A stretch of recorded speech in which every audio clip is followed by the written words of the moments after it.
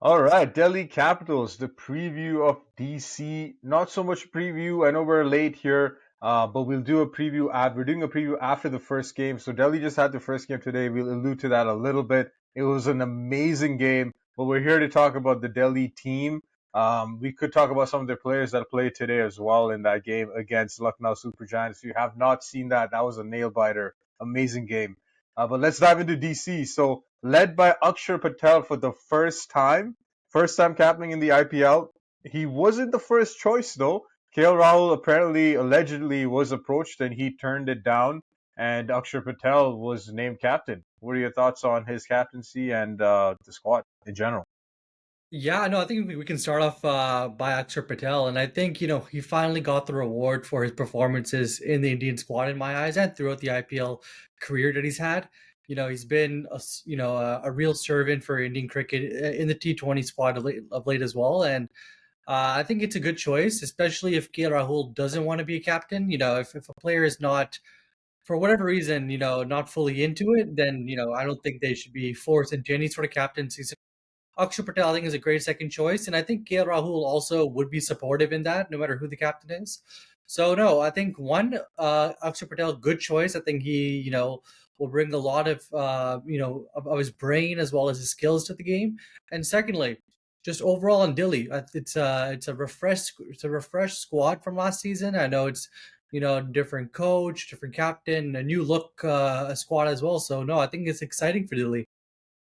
I think they're one of the few teams that completely revamped their roster. I think the only players they really retained were Tristan Stubbs, Jake Fraser McGurk, and and Akshar. I think, right? I want to say Akshar as well. Yep. Yeah, yeah, Yep. yeah. Cool. So yeah. So looking at the batters with DC, we were commenting earlier before we recorded. Overall, kind of a weird mix in the squad. So if you look at the batters, you got some experience, and you got some youth, and then you got some stalwarts like KL Rahul. Yep. You got Faf du Plessis. You have some interesting choices in Karun Nair, who, um, has a on and off career, not only as an Indian cricketer, but in domestic as well. Harry Brook was picked, and he decided to withdraw himself from the IPL. You have Tristan Stubbs, who we said that they retained. So some good choices in that batting lineup. Pretty powerful and reliable as well. Some of those names. Yeah, no, I think you hit everything right on the nail there. And I think another quick theme about the batters, it does potentially seem like DC may be forced to use three international players in their batting squad. Because with Fraser McGurk, with Faf, and then also with Tristan Subs, I think it's going to be hard for them to all three not be batting, especially if you look at the overall batting quality. Because I think a lot of that batting quality is within those three international players. I'm just taking a look at like as you mentioned, some stalwarts of the game don't get a strong Karun Air talent. We all know about him, but him players like Abhishek Burrell. I think just to enhance the batting lineup, you kind of need to include the international batters. So I think it's interesting, definitely looking at the sort of the FAF inclusion as well as keeping Fraser McGurk starting. I think they're going to have to balance their international players while also making sure their batting quality stays on top. Yeah, and we're doing this after game one that just happened. They did pick Faf du Plessis, Jake, and Tristan Stubbs in their lineup. So there's three slots right there. And I think, like you said, they have to because they're um, the caliber of the Indian players. Okay, KL Rahul aside, isn't as proven in the IPL. Like Rizvi played today. He's, you could say, an up and comer. Abhishek Porel has had decent starts. I think he has been playing for Delhi. I think he was the other one that was retained. He had some good cameos for Delhi, but nothing substantial. And then Karun Nair, as we said, has been in and out, hasn't been able to establish himself as a fully fledged player in the IPL. So yeah, they're kind of forced to go down that path. But then on the flip side to it, it doesn't affect them too much because in their bowler strategy, they only have two international bowlers if we transition right into the bowlers. They've picked Yeah, Mitchell Stark and Dushmanta Chamira. in their for their foreign picks as bowlers. And I feel like Chamira is like for like replacement for Stark. Obviously, again, Yeah. not the same caliber. Stark definitely has the greater credibility and reputation, but Chamira has similar speeds to Stark. He can hit those high 140 plus speeds that Stark does, and Stark can be injury prone. In fact, he's coming off an injury, so he's a good cushion there. And then the rest of the bowlers are pretty much Indian bowlers, so they don't have a lot of international options there. And so when you look at the Indian bowlers, they are some solid picks against stalwarts of Indian and IPL cricket. Kuldeep Yadav, obviously, is one of the top bowlers right now. But then you have people like T. Natarajan, Mukesh Kumar, and Mohit Sharma, who've been in and around the IPL and the Indian squad for years. Yeah, no, no, a lot of experience there, especially from the Indian side. And I think you raised a good point there in relation to Mitchell Stark and Kamira. Because to your point, then, it does the international players sort of cap does balance itself out, which is nice. I know we'll be talking about the all rounders soon, but yeah, I think, if you look at, the inclusion of the three batters we mentioned earlier on, and with, Mitchell Stark, there's four right there. And I don't think anyone, those are top four players there. You're not going to replace them at all. So no, no, I see that. I see your point there. And yeah, no, in terms of the domestic bowlers, Indian bowlers, I am seeing, perhaps, are they lacking a Indian fast wicket taking option? I think with, the Mo Sharma and then Kumar, they're great bowlers, but are they really wicket taking bowlers? I think, definitely this IPL time will tell.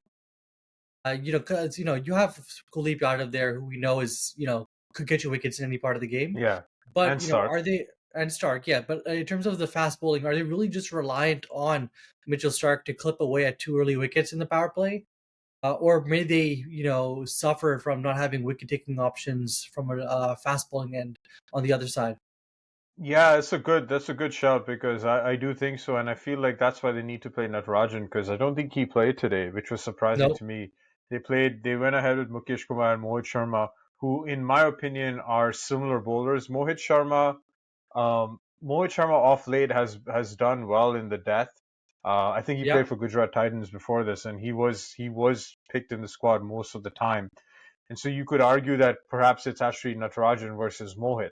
But I feel like I would go with Natarajan again with the left-handed option, and he's also proven when he's played with Sunrisers to be really a handful in the end overs. But I feel like they could rotate between those three. Hmm. Mukesh Kumar does seem like more of a power play bowler. At least that's what he showcased to us.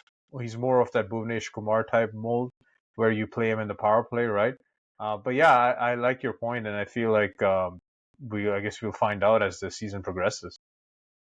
Yeah, no, no, exactly that, and we can't miss the all rounders that with the Delhi Capitals. Obviously, starting off with the captain Axar Patel, we know how big of an all rounder, and I want to use that term properly, all rounder, because he brings both bat and ball into the equation most of the time for India, and hopefully, times for New Delhi as well. But they also have some other great firepower. They do have the man of the hour, Ashutosh Sharma, who played an absolute knock today to get Delhi across the line. But he's also just part of a few of the great all rounders they have. So, what were your thoughts on Delhi's all rounders, as well as a quick shout out on Abhishek Sharma? Ashutosh Sharma today. Yeah, getting confused with the Sharmas. Yeah. No, Proud day for great the innings. Sharmas. Yeah, great innings by Ashutosh today. Really single-handedly won Delhi that game. In terms of all-rounders, they obviously Akshar's going to play. You have Donovan Ferreira, who I think is a sleeper pick by Delhi. He's played well in the SAT 20, and he's playing for South Africa as well. And he's really good with the ball, giving you overs here and there. He can bowl in the power play as well as he did for the Johannesburg Super Kings in the SAT 20.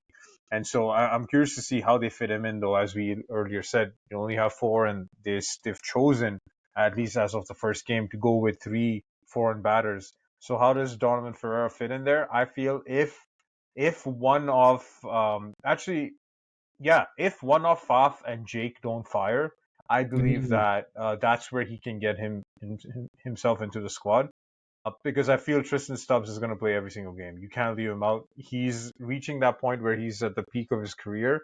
It would have Mhm. been fascinating to see him and Harry Brook together because those are two up and coming stars in the international game, and that's a big loss, Harry Brook. But that's a separate topic. So looking at their squad as a whole, I feel like the strength there for DC, their main strength is their all rounder ability in Akshar Patel. They have other backups like Donovan Ferreira and Ashutosh too. I haven't seen him too much with the ball, but I feel like overall they have a balanced squad, and their key player is going to be Akshar Patel. No, that's a great shot there, especially the importance of their all rounders. I think I want to take it a little bit separate now, a little bit differently. I think a key player in my eyes for DC is Fraser McGurk, and I think part of that reason is, I think I hate saying this, but I don't think Faf is the Faf of the Chennai great. I think he's still Still Faf. fed as hell though. Oh yeah. No, I think he's always going to be. Don't get me wrong, but I just feel like the Faf that was as explosive as he was in Chennai isn't necessarily there right now, and so I just think Fraser McGurk needs to step it up a little bit, at least from an explosive opening standpoint, due to the fact that we've seen how quick and destructive batters are early on. We saw Hyderabad, so I think just to sort of match the pace of the IPL. Fraser McGurk has to step it up, and he would be a key for that for DC. Awesome, awesome. Nice points there. With regards to the underrated player for me, underrated is going to be Mitchell Stark. He everyone calls him out for his he sprays the ball, he gives a lot of runs, but even today in the game that he played, some of those Yorkers absolutely unplayable, especially against the tail. And whenever you need a cleanup job on aisle three, you can call Mitchell Stark and he'll clean up the aisle, no problem. Oh no! I forgot whose wickets he displays today. Absolute crazy stumps flying everywhere. Yeah. It's a pleasure to see from him. No, that's a great shout there. I think for me, underrated player is going to be Mohit Sharma. And the reason I'm saying that is I think to a specific point you mentioned earlier in the pod, I think it's going to be very key for him to do well in the death bowling department. I think he's been really underrated in that in his time in Gujarat and his time in the IPL, just by how good he is. And I think he's really underrated in that department. So I think especially if you look at DC's bowling in general, if you save a couple overs from Stark, and then Mohit Sharma has potentially 2 overs in the death as well, that could be really hard for some opposition batters. Awesome. So where do you think Delhi's going to end up in this year's IPL? Well, I've already given up my top four. So what does that mean? That means DC's not making the top four, and I think that kind of makes sense as well. I think their team is good. I think they have good players everywhere, but I think just one, a key point being that will they be as explosive at the top as other teams? And second, how are they going to rotate their bowling? So I think it's going to be an interesting sort of think tank around DC, but I don't think they're making the playoffs this year. Yeah, I think they're finishing bottom two for me. Ho ho! Yeah, I don't know. I have no confidence in this squad. I think like it's a balanced squad, but I just don't see it. I just don't see it. That's my call. That's my call. Oh, love that shout. Awesome. Good place to wrap it up there. I'll see you on the next one.